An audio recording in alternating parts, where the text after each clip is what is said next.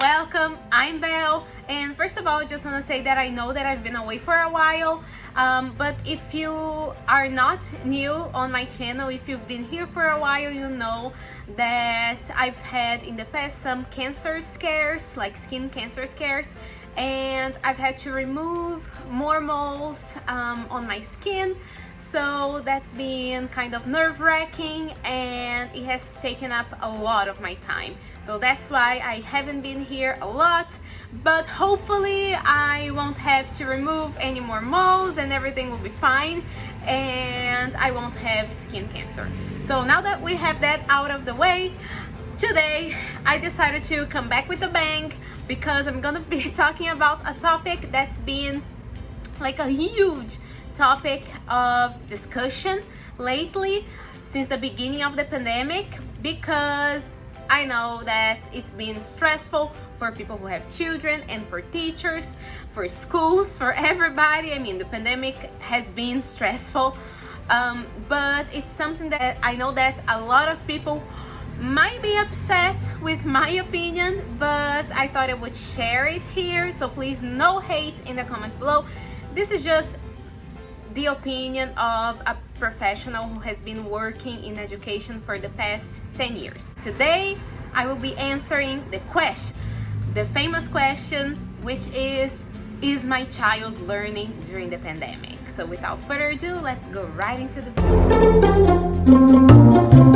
Before we actually start, I just want to show my sympathy and empathy for parents.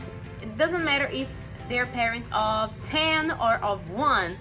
I just want to show my sympathy and empathy if you are a parent who has been dealing with all this craziness during the pandemic and who has been making a huge effort for your child to be learning. So I just want to say thank you and show that I do.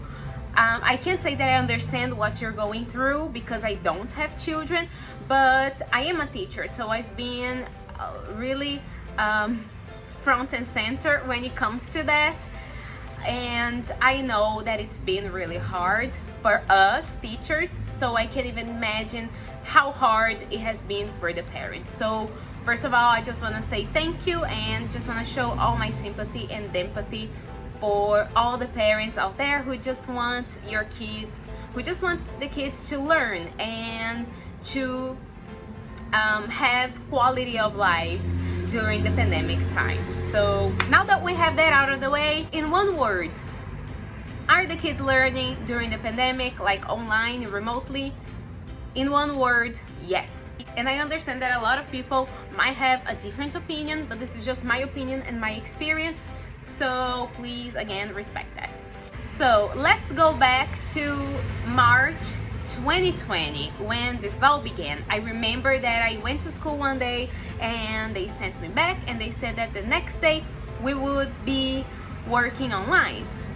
It was a big shock to me. I've never been really interested in technology. I don't understand a lot of technology. I always say that I'm an old lady, and I know that I look a lot younger than I actually am, but I don't understand a lot of technology. Most of the things that I do understand, my students explain to me. So I had to come home and do a lot of research, a lot of research. And the next day we started classes. I was really nervous, really nervous. And my focus was, I had two things in mind.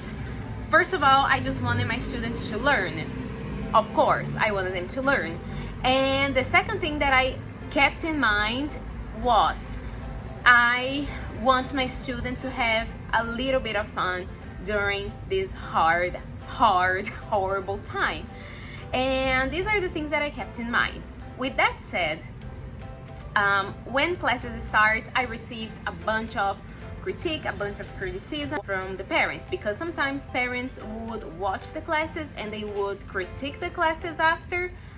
But yeah, I kept in mind that it was coming from a place of improvement. They wanted me to improve and they wanted their kids to learn, and I do understand that. Some of them were more aggressive than they should, but okay, let's keep that aside. In every school that you work, you have a calendar. Sometimes it's a calendar for year, and sometimes it's a calendar for semester. And I have a calendar for semester, and I have like the amount of content that I have to cover, that I have to teach the students. And during the semester, I have all the things that I have to teach, and in between I can do extra stuff. All the extra stuff had to go during the pandemic because, of course, I had to focus on the content that was mandatory, that I had to teach. So that's what I did. I focused on that. I tried to use the extra classes for revision. Of course, I would play some games, but games that were directed to what we were learning and not extra stuff, which is something that I would do if we were in school. I would do extra stuff. I would teach them extra things. But during the pandemic time, I did not. So I revised it a lot, and with time, I realized that the parents started to trust me more. They started to understand the process a little more, and I'm just saying that my classes have always been really simple. And because again, I don't understand a lot of technology, so my classes have been really simple. And I think that was good because it was already something so stressful and so different for all of us. And I feel like if I decided to push more technology, it would be like too much. And I decided to keep it simple, which, like, looking back, was something that I don't regret at all. I think I made the right decision. And as a professional, we're always evolving, we're always improving, and we always want to be the better version of ourselves. And that's what I want to say. I just want to say that yes, your kids are learning, and the teachers are trying really hard, and they are doing a lot. And it doesn't, like, I know that a lot of parents don't see that, and I just want to say, trust the school, trust the professionals. Just like during the pandemic, we have to trust the scientists, who are the professionals. When it comes to education, we need to trust the school and the teachers. We need to trust the teachers. And something that I did, like, if you've been here for a while, you know that I've talked about it many times before. I started to include the parents in my classes so that the parents could see with their own eyes that their kids were actually learning. So that's something that I decided to do. I decided to assign homework that the kids had to either show their parents or do with their parents, so that the parents could trust me. But if the teacher is not doing that, don't worry. They are still making sure that your children are learning. That's what I want to say. Trust the professionals. I know a lot of teachers and I just want to say that not one teacher, not one, enjoys working online. Not one of them. So if we are working online, it's because of the pandemic. It's because of the priorities that we have right now, the health priorities. So keep that in mind. Teachers are not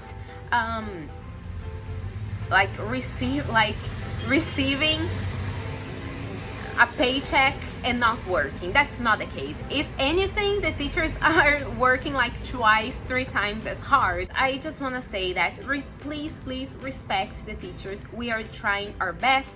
Your kids are learning. I know that in class, I know that it's really hard on the kids too, because in class they have their friends and they have more motivation.